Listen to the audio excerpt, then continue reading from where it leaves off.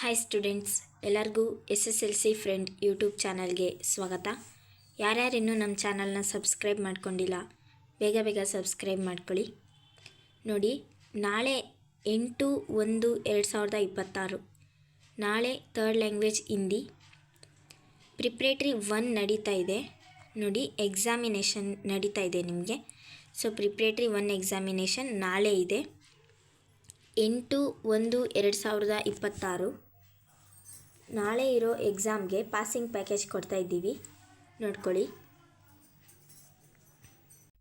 ನೋಡಿ, ನೀವು ಈ ಒಂದು ಪಾಸಿಂಗ್ ಪ್ಯಾಕೇಜ್ನ ಓದ್ಕೊಂಡ್ರೆ ನೀವು 40 ಮಾರ್ಕ್ಸ್ ಸ್ಕೋರ್ ಮಾಡ್ಬೋದು.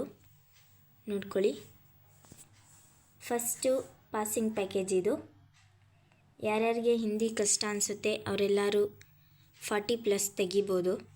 ಪೊಯಮು ಅಸಫಲತ ಪೊಯಮ್ ಇರುತ್ತೆ. ನಿಮಗೆ ಪ್ರಿಪ್ರೇಟ್ರಿ ಆಗಲಿ ಎಕ್ಸಾಮ್ಗಾಗಲಿ ಎಲ್ಲದಕ್ಕೂ ಬರೋದು ಇದೊಂದೇ ಪೊಯಮು, ಹಿಂದಿನಲ್ಲಿ ಮಾತ್ರ. ಇದು ಗ್ಯಾರಂಟಿ ಬರುತ್ತೆ 4 ಮಾರ್ಕ್ಸ್ಗೆ, ಇದನ್ನು ಮಿಸ್ ಮಾಡಬೇಡಿ. ನೆಕ್ಸ್ಟ್ ನೋಡಿ, ಭಾವಾರ್ಥ ಇದೆ. ನಾನು ಭಾವಾರ್ಥ ನಿಮಗೆ ಮಾಡೆಲ್ ಪೇಪರ್ ಮಾಡಬೇಕಾದ್ರೇ ಹೇಳಿದ್ದೆ. ಭಾವಾರ್ಥದಲ್ಲಿ 3 ದೋಹೆ ಅಂದರೆ ಇವಾಗ 3 ದೋಹೆದು ಭಾವಾರ್ಥ ಕೇಳ್ತಾರೆ ಅಂತ ಹೇಳಿದ್ದೆ. ಆ 3 ಕೊಟ್ಟಿದ್ದೀನಿ ನಾನು ಕರೆಕ್ಟಾಗಿ, ನೋಡ್ಕೊಳ್ಳಿ. ಇದಕ್ಕೆ 3 ಮಾರ್ಕ್ಸು ಟೋಟಲ್ಲು, ಅಂದರೆ ಈ 3ರಲ್ಲಿ 1 ಬರುತ್ತೆ. ನೋಡಿ, ಮುಖಿಯಾ ಮುಖ್ ಇದೊಂದು, ಆಮೇಲೆ ದಯಾ ಧರ್ಮಕ ಮೂಲ್ ಹೈ ಇದೊಂದು, ರಾಮನಾಮ್ ಮಣಿ ಇದೊಂದು. 3ರಲ್ಲಿ 1 ಬರುತ್ತೆ, ಪಕ್ಕಾ ಬರುತ್ತೆ 1 ಗ್ಯಾರಂಟಿ. ನೆಕ್ಸ್ಟು ಎಸ್ಸೆ ರೈಟಿಂಗ್ ಇದೆ. ನೋಡಿ, ಎಸ್ಸೆ ರೈಟಿಂಗ್ ಬಂದುಬಿಟ್ಟು ನೀವು ಈ ಪ್ರಿಪ್ರೇಟ್ರಿಗೆ ಇಂಟರ್ನೆಟ್ ಓದ್ಕೊಳ್ಳಿ. ಇದ್ರದ್ದು ಉಪಯೋಗ ದುರುಪಯೋಗ, ಇದನ್ನು ಎಲ್ಲೆಲ್ಲಿ ಬಳಸಿ ತುಂಬ ಉಪಯುಕ್ತವಾಗಿದೆ, ಎಲ್ಲೆಲ್ಲಿ ಕೆಟ್ಟದಾಗಿ ಪರಿಣಾಮ ಬೀರ್ತಾ ಇದೆ, ಅದನ್ನೆಲ್ಲ ಬರೀರಿ. ಎಸ್ಸೆ ರೈಟಿಂಗ್ಗೆ 5 ಮಾರ್ಕ್ಸ್ ಇದೆ, ನೋಡ್ಕೊಂಬಿಡಿ. ಯಾರ್ಯಾರಿನ್ನೂ ನಮ್ಮ ಚಾನಲ್ನ ಸಬ್ಸ್ಕ್ರೈಬ್ ಮಾಡ್ಕೊಂಡಿಲ್ಲ, ಬೇಗ ಸಬ್ಸ್ಕ್ರೈಬ್ ಮಾಡ್ಕೊಳ್ಳಿ. ನೀವೆಲ್ಲರೂ ಕಮೆಂಟ್ ಆಗ್ತಾಯಿದ್ರಿ third language Hindi passing package ಬಿಡಿ ಅಂತ ಅಂದ್ಬಿಟ್ಟು. ಸೊ ನಾನಿವಾಗ ಅದಕ್ಕೋಸ್ಕರ ಮಾಡ್ತಾಯಿದ್ದೀನಿ. ನಮ್ಮ ಚಾನಲ್ನ ಒಂದು ಸರಿ ವಿಸಿಟ್ ಮಾಡಿ, ನಿಮ್ಗೆ ಗೊತ್ತಾಗುತ್ತೆ. ನಾನು ಮಾಡೆಲ್ ಪೇಪರ್ ಎಲ್ಲನೂ ಬಿಟ್ಟಿದ್ದೀನಿ. ಕೆಲವೊಬ್ಬರು ವಿಡಿಯೋ ನೋಡದೇ ಇರೋರು ಮಾಡೆಲ್ ಪೇಪರ್ ಕೇಳ್ತಾ ಇದ್ದೀರಾ. ನಮ್ಮ ಚಾನಲ್ನ ವಿಸಿಟ್ ಮಾಡಿ ನೋಡಿ, ಅಲ್ಲಿ ಮಾಡೆಲ್ ಪೇಪರು ನಿಮಗೆ ಪ್ರಿಪ್ರೇಟ್ರಿದು ಆನ್ಸರ್ಸ್ ಎಲ್ಲನೂ ಇದೆ, ಕೀ ಆನ್ಸರ್ಸು. ಇವತ್ತು ಕೂಡ ನಾನು ಬಿಟ್ಟಿದ್ದೀನಿ ಇಂಗ್ಲೀಷ್ನ. ಯಾರ್ಯಾರು ನೋಡಿಲ್ಲ ಬೇಗ ಹೋಗಿ ನೋಡ್ಕೊಳ್ಳಿ. ನೆಕ್ಸ್ಟ್ ನೋಡಿ, 4 ಮಾರ್ಕ್ ಕ್ವಶನ್ಸು. 4 ಮಾರ್ಕ್ ಕ್ವಶನ್ಸಲ್ಲಿ फर्स्ट वन, बसंत एक ईमानदार लड़का है कैसे, राज किशोर जी के ಮಾನವೀಯ ಗುಣೋं का ವರ್ಣನ್ ಕೀಜಿಯೇ. ನೋಡಿ, ಇದೆರಡರಲ್ಲಿ 1 ಬರುತ್ತೆ. ನಾವಿಲ್ಲಿ ಅದಕ್ಕೆ ಆರ್ ಅಂತ ಬರೆದಿದ್ದೀವಿ. ನೋಡಿ, ಇದು ಅಥವಾ ಇದೆರಡರಲ್ಲಿ 1 ಬರುತ್ತೆ. ರಾಜ್ ಕಿಶೋರ್ ಅವ್ರದ್ದು ಮಾನವೀಯ ಗುಣ ಅಥವಾ ಬಸಂತು ಒಬ್ಬ ಈಮಾನ್ದಾರ್ ಲಡ್ಕ ಆಗಿದ್ದ ಹೇಗೆ, ಇದೆರಡರಲ್ಲಿ 1 ಕ್ವಶನ್ ಬರುತ್ತೆ. ನೀವು ಆಲ್ಮೋಸ್ಟ್ ಆಲ್ ಬಸಂತ್ ಏಕ್ ಈಮಾನ್ದಾರ್ ಲಡ್ಕ ಹೈ ಈ ಕ್ವಶನ್ ಓದ್ಕೊಂಡ್ರೆ ನಿಮಗೆ ತುಂಬ ಯೂಸ್ಫುಲ್ ಅನಿಸುತ್ತೆ. ಮುಂದೆ ಪ್ರಿಪ್ರೇಟ್ರಿನಲ್ಲಿ ನೆಕ್ಸ್ಟು ಫೈನಲ್ ಎಕ್ಸಾಮ್ಗೂ ಬರೋ ಸಾಧ್ಯತೆ ಇದೆ. ಯಾವುದಪ್ಪ ಅಂದರೆ ಬಸಂತ್ ಏಕ್ ಈಮಾನ್ದಾರ್ ಲಡ್ಕ ಹೈ, ಈ ಕ್ವಶನ್ನು ಇಂಪಾರ್ಟೆಂಟು. ನೋಡಿ, ನೀವೇನಾದರೂ ಬೇಕಿದ್ದರೆ ಪಾಯಿಂಟ್ಸ್ ಬುಕ್ಕಲ್ಲಿ ಬರ್ಕೋತೀನಿ, ಅಥವಾ ಎಕ್ಸಾಮ್ಗೆ ಇಂಪಾರ್ಟೆಂಟ್ ಕ್ವಶನ್ಸ್ ಇದೆ ಆ ಬುಕ್ಕಲ್ಲಿ ಬರ್ಕೋತೀನಿ ಅಂದರೆ ಬರ್ಕೋಬೋದು ಇದನ್ನು. ನೆಕ್ಸ್ಟ್ ನೋಡೋಣ ಬನ್ನಿ. ನೆಕ್ಸ್ಟು ಚುಟ್ಟಿ ಪತ್ರ. ನಿಮಗೆಲ್ಲರಿಗೂ ಗೊತ್ತಿದೆ, ಚುಟ್ಟಿ ಪತ್ರನೇ ಕೊಡೋದು. ಹಿಂದಿನಲ್ಲಿ ಚುಟ್ಟಿ ಪತ್ರ 3 or 2 days 3 ಡೇಸು ಆರ್ 2 ಡೇಸ್ಗೆ ಕೊಡೋದು ಚುಟ್ಟಿ ಪತ್ರ. ನೀವು ಒಂದು ರೀಸನ್ ಕೊಟ್ಬಿಡಿ, ಬಾಯಿಗೆ ಶಾದಿ ಮೇ ಆರ್ ಬೆಹನ್ ಕೆ ಶಾದಿ ಮೇ, ಇದನ್ನು ಕೊಟ್ಬಿಟ್ಟು ನೆಕ್ಸ್ಟು ಯಾವ ದಿನದಿಂದ ಯಾವ ದಿನ ಅಂತ ಡೇಟ್ ಹಾಕಿ. ನಿಮಗೆಲ್ಲ ಫಾರ್ಮೇಟ್ ಗೊತ್ತಿದೆ ಅನ್ಕೋತೀನಿ. ಸೊ ನೀವು ಡೇಟ್ ಹಾಕಿ ಮೆನ್ಷನ್ ಮಾಡಿದ್ರೆ ನಿಮಗೆ ತುಂಬ ಈಸಿ. ಲೆಟರ್ ಕೂಡ ಉದ್ದ ಆಗುತ್ತೆ. ಮತ್ತು ನೀವು ಬಾಯಿ ಅಥವಾ ಬೆಹನ್ ಶಾದಿ ಅಂತ ಹೇಳಿದರೆ ಅದು ಸ್ವಲ್ಪ ಲೆಂತಿ ಬರುತ್ತೆ. ಸೊ ನೀವು ಅದನ್ನೇ ಬರೀಬೋದು. ಅವರು ಸ್ವಲ್ಪ ಜಾಸ್ತಿ ಇನ್ಫಾರ್ಮೇಷನ್ ಇದೆ ಅಂತಂದ್ಬಿಟ್ಟು ಜಾಸ್ತಿ ಮಾರ್ಕ್ಸ್ ಕೊಡೋ ಸಾಧ್ಯತೆ ಇರುತ್ತೆ. ಸೊ ಚುಟ್ಟಿ ಪತ್ರ ನೋಡ್ಕೊಳ್ಳಿ. ನಾನು ಹೇಳಿದ್ನಲ್ಲ 5 ಮಾರ್ಕ್ಸಿಗೆ ಬರುತ್ತೆ, ಚುಟ್ಟಿ ಪತ್ರನೇ ಬರೋದು. ಇದು 100% ಇದೇ ಬರುತ್ತೆ. ನೋಡಿ, ನಾನು ಗ್ಯಾರಂಟಿ ಕೊಡ್ತೀನಿ ಬೇಕಿದ್ರೆ. ನೆಕ್ಸ್ಟ್ ನೋಡೋಣ ಕನ್ನಡ ಮೇ ಅನುವಾದ.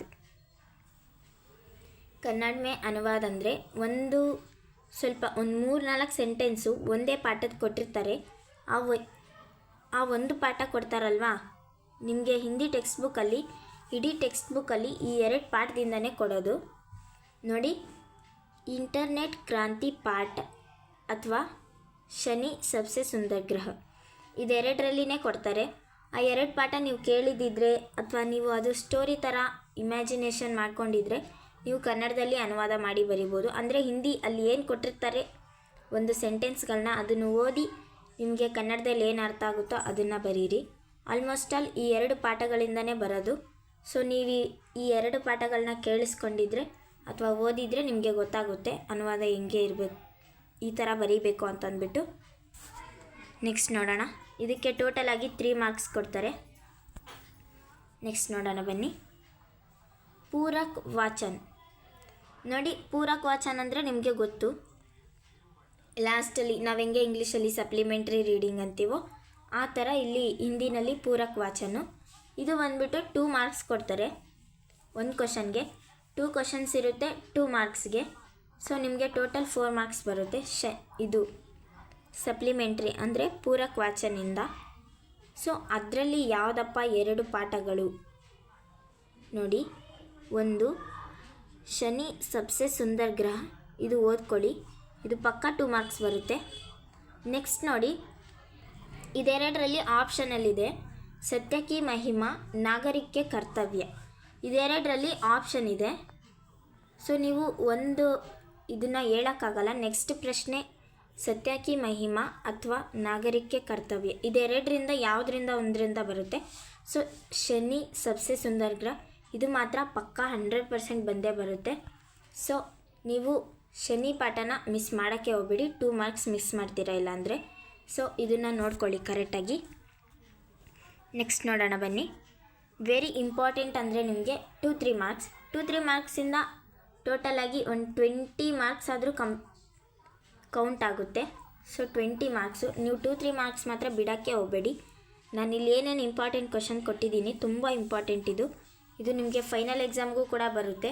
100% ಈ ಕ್ವಶನ್ಸು ತುಂಬ ಇಂಪಾರ್ಟೆಂಟ್.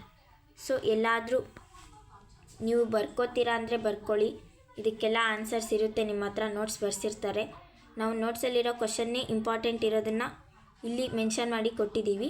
ಸೊ ನೀವು ಇದಕ್ಕೆಲ್ಲ ಆನ್ಸರ್ ತಗೊಂಡು ಬರೆದು ನಾಳೆ ಚೆನ್ನಾಗಿ ಎಕ್ಸಾಮ್ ಬರೀಬೇಕು. ನೋಡಿ, 2-3 ಮಾರ್ಕ್ಸ್ ಮಾಡ್ತಾಯಿದ್ದೀನಿ.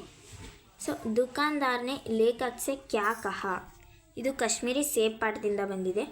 ನೋಡಿ, ನಿಮಗೆ ಒಂದು ಸೆಂಟೆನ್ಸ್ ಬರುತ್ತೆ, ಅದು ಈ ಥರ ಹಾಕ್ಬಿಟ್ಟೇ ಕೊಟ್ಟಿರ್ತಾರೆ ಅವರಿಬ್ಬರು ಏನೇನು ಮಾತಾಡಿದ್ರು ಅಂತ.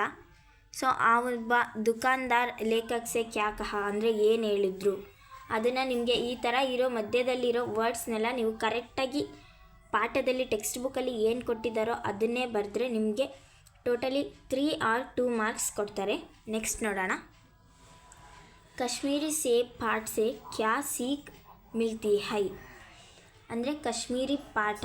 ಇವಾಗ ನೋಡಿ, ಒಂದೊಂದು ಪಾಠದಿಂದ ಒಂದೊಂದು ಕಲ್ತ್ಕೋತೀವಿ ನಾವು, ಆ ಉದ್ದೇಶದಿಂದನೇ ನಮಗೆ ಅವರು ಇಕ್ಕಿರ್ತಾರೆ ಪಾಠಗಳನ್ನೆಲ್ಲ.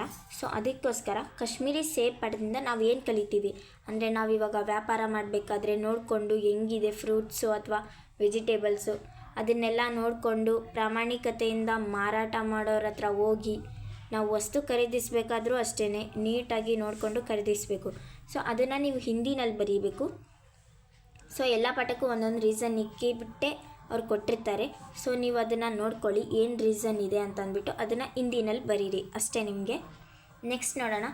ಆಶಿ ಅಮ್ಮಾಜಿ ಅಬ್ದುಲ್ ಕಲಾಂ ಕೋ ಖಾನೆ ಮೇ ಕ್ಯಾ ಕ್ಯಾ ದೇತಿ ಥಿ. ನೋಡಿ, ಆಶಿ ಅಮ್ಮ ಏನೇನು ಊಟಕ್ಕೆ ಕಲಾಂ ಅವ್ರಿಗೆ ಬಡಿಸ್ತಾ ಇದ್ರು ಅನ್ನೋದನ್ನು ಕೇಳಿದ್ದಾರೆ. ಅನ್ನ, ಸಾಂಬಾರ್, ಮುಂದಕ್ಕೆ ಮತ್ತೊಂದು ಇದು ಉಪ್ಪಿನಕಾಯಿ ಇದನ್ನೆಲ್ಲ ಇಕ್ತಾಯಿದ್ರು. ಸೊ ಅದು. ನೆಕ್ಸ್ಟ್ ನೋಡೋಣ. ಜೈನಲಾಬ್ದೀನ್ ನಮಾಜ್ ಕೆ ಬಾರೆ ಮೇ ಕ್ಯಾ ಕಹನೆ ಥೇ. ನೋಡಿ, ಇದು ಇಂಪಾರ್ಟೆಂಟ್. ಇದು ಕೂಡ ಯಾವ ಥರ ಕೊಟ್ಟಿರ್ತಾರೆ ಅಂದರೆ, ಅವರು ಒಂದು ಹತ್ರ ಹೇಳಿರ್ತಾರೆ ಪಾಠದಲ್ಲಿ ನಿಮಗೆ.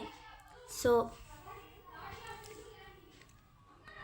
ಅವರು ಈ ಥರ ಮಾರ್ಕ್ ಮಾಡಿ ಅದ್ರ ಮಧ್ಯದಲ್ಲಿ ಏನು ವರ್ಡ್ಸ್ ಕೊಟ್ಟಿರ್ತಾರೆ ನೀವು ಕನ್ಫರ್ಮ್ ಆಗಿ ಟೆಕ್ಸ್ಟ್ ಬುಕ್ಕಲ್ಲಿ ಇರೋ ಥರನೇ ಬರೆದ್ರೆ ನಿಮಗೆ 3 or 2 ಮಾರ್ಕ್ಸ್ ಪಕ್ಕಾ ಬರುತ್ತೆ. ಸೊ ನೋಡ್ಕೊಳ್ಳಿ ಕರೆಕ್ಟಾಗಿ. ಅದನ್ನು ಕಲ್ತಿಲ್ಲ ಅಂದರೆ ಕಲೀರಿ ಇವಾಗ ಕೂತ್ಕೊಂಡು.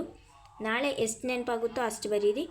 ನೆಕ್ಸ್ಟ್ ಟೈಮ್ಗೆ ಪಕ್ಕಾ ಫೈನಲ್ ಎಕ್ಸಾಮಿಗೆ ಬರುತ್ತೆ ಇದು. ಸೊ ನೀವು ಇದನ್ನು ಇವಾಗಲೇ ಬಾಯಟ್ ಮಾಡಿ ಇಟ್ಕೊಂಡಿರಿ, ಯಾಕಂದರೆ ಫೈನಲ್ ಎಕ್ಸಾಮ್ಗೆ ನಿಮಗೆ ರಿವಿಷನ್ ಮಾಡೋಕ್ಕೆ ಸ್ವಲ್ಪ ಈಸಿ ಆಗುತ್ತೆ. ನೆಕ್ಸ್ಟ್ ನೋಡೋಣ.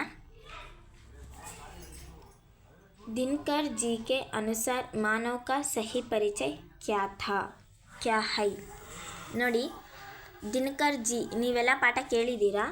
ಸೊ ಅವ್ರ ಪ್ರಕಾರ ಮಾನವ ಸಮಾಜ ಹೇಗಿದೆ ಅನ್ನೋದನ್ನು, ಅವರ ಪ್ರಕಾರ ಮಾನವರು ಹೇಗಿದ್ದಾರೆ ಅವರನ್ನು ಹೆಂಗೆ ಪರಿಚಯ ಮಾಡ್ತೀರಾ ಅಂದರೆ ಅವ್ರ ಪ್ರಕಾರ ಯಾವ ಥರ ನಿಮಗೆ ಪೊಯಮಲ್ಲಿ ಪರಿಚಯ ಮಾಡಿದಾರೋ ಆ ಥರನೇ ಬರೀಬೇಕು, ಚೇಂಜ್ ಮಾಡೋ ಹಾಗಿಲ್ಲ. ನೆಕ್ಸ್ಟ್ ನೋಡೋಣ. ಲೇಖಕನೇ ಕಮ್ರಾ ಚೋಡ್ಕರ್ ಜಾನೆ ಕಾ ನಿರ್ಣಯ ಕ್ಯೋ ಲಿಯಾ. ಇದು ಅಷ್ಟೇ, ಇದೂ ಕೂಡ ಇಂಪಾರ್ಟೆಂಟ್ ಕ್ವಶನ್ನು. ನೆಕ್ಸ್ಟ್ ನೋಡೋಣ. ಬಲರಾಮ್ ಕೃಷ್ಣ ಕೆ ಮಾತಾ ಪಿತಾ ಕೆ ಬಾರೆ ಮೇ ಕ್ಯಾ ಕಹತಾ ಹೈ. ಬಲರಾಮ್ ಅವರು ಕೃಷ್ಣ ಅವರ ಅಪ್ಪ ಅಮ್ಮ ಬಗ್ಗೆ ಏನಂತ ಹೇಳಿದ್ರು, ಆ ಕ್ವಶನ್ ಕೊಟ್ಟಿದ್ದಾರೆ. ನೆಕ್ಸ್ಟ್ ನೋಡೋಣ. ಗಾಂವ್ ಕೋ ಆದರ್ಶ್ ಗಾಂವ್ ಕೈಸೆ ಬನಾಯಾ ಜಾ ಸಕ್ತಾ ಹೈ. ಇದು ನೋಡಿ 100% ಬರುತ್ತೆ ನಿಮಗೆ, ಇಂಪಾರ್ಟೆಂಟ್ ಇದು. ನಾನಿವಾಗ ಸ್ವಲ್ಪ ಇದರಲ್ಲೇ ಪಾಯಿಂಟ್ ಔಟ್ ಮಾಡಿ ಹೇಳಿದ್ದೀನಿ ಇಂಪಾರ್ಟೆಂಟ್ಗಳನ್ನ. ಸೊ ನೀವು ಇದ್ರ ಮೇಲೆ ಜಾಸ್ತಿ ಕಾನ್ಸಂಟ್ರೇಟ್ ಮಾಡಿದ್ರೆ ನಿಮಗೆ ಪಕ್ಕ 40+ ಬರುತ್ತೆ ಮಾರ್ಕ್ಸು. ಸೊ ನಾನಿವಾಗ ಏನು ಈ 3 ಪೇಜಸ್ ಬಿಟ್ಟಿದ್ದೀನಿ, ಇದರಲ್ಲಿರೋ ಕ್ವಶನ್ಸ್ನೇ ಕಲೀರಿ, ಎಕ್ಸ್ಟ್ರಾ ಏನು ಕಲಿಯೋಕ್ಕೋಗ್ಬೇಡಿ. ಪಾಸ್ ಆಗ್ತೀನಿ ಅನ್ನೋರು, ನಾವು ಸ್ಕೋರಿಂಗ್ ಮಾಡಬೇಕು ಅನ್ನೋರು ಇನ್ನೂ ಜಾಸ್ತಿ ಕಲೀರಿ. ಆ್ಯಾವ್ರೇಜ್ ಇದ್ದವರು ಇದು ಬೆಸ್ಟ್ ಅನಿಸುತ್ತೆ ನನಗೆ. ನೆಕ್ಸ್ಟು ಪಾಸೇ ಆಗಲ್ಲ ನಾನು ಹಿಂದಿನಲ್ಲಿ ಅನ್ನೋರಿಗೆ ಇದು ಬೆಸ್ಟ್. ನೋಡ್ಕೊಳ್ಳಿ. ಯಾರ್ಯಾರು ಇನ್ನೂ ನಮ್ಮ ಚಾನಲ್ನ ಸಬ್ಸ್ಕ್ರೈಬ್ ಮಾಡ್ಕೊಂಡಿಲ್ಲ ಬೇಗ ಸಬ್ಸ್ಕ್ರೈಬ್ ಮಾಡ್ಕೊಳ್ಳಿ.